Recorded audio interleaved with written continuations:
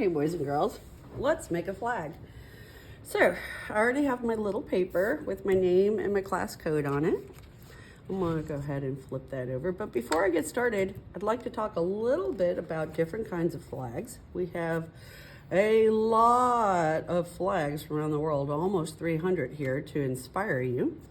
And we have another side here on our chart that talks about colors and their meanings. And I'm going to talk about our United States American flag for just a brief moment. Our flag has red and white stripes. There's 13 of them, and those stripes are for each of the 13 original colonies. And then we have a blue part of our flag with white. And each of the white stars is one white star for every state on a beautiful sea of blue. And these colors all have meanings too.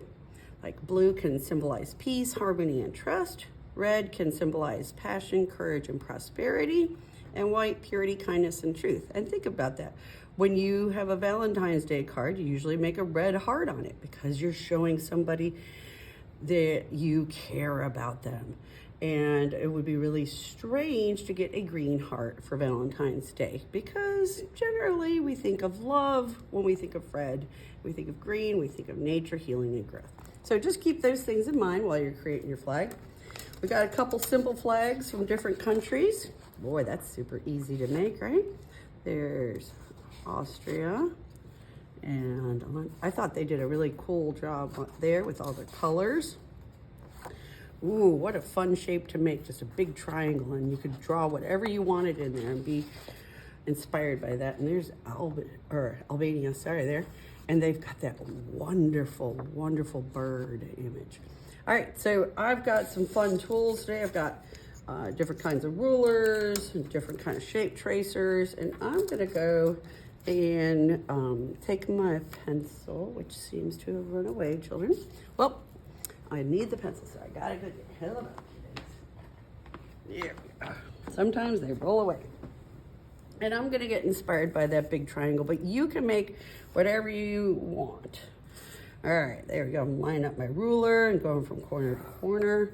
But you can invent your own flag, and I'll show you some that I've already made. Here we go. So that's one way to do it, and you can put different colors and symbols in. I made one earlier. I went a different direction. I put a big heart in it. I colored it.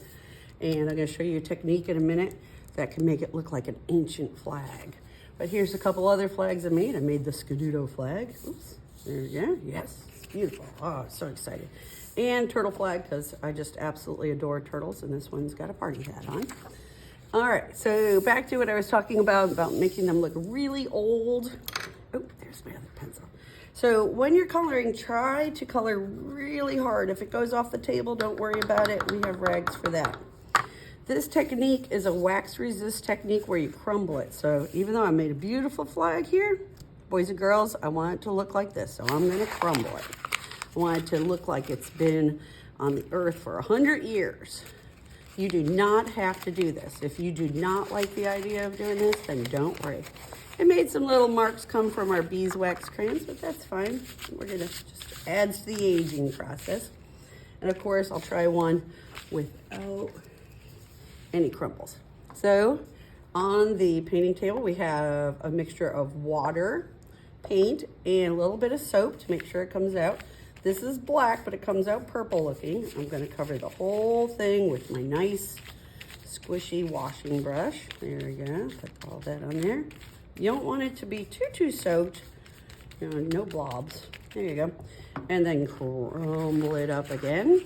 Gets all over your hands, that's always fun. Good thing there's soap in there to help you wash off the washable paint. Oh, there we go. Now we take a little paper towel. Wow, cool.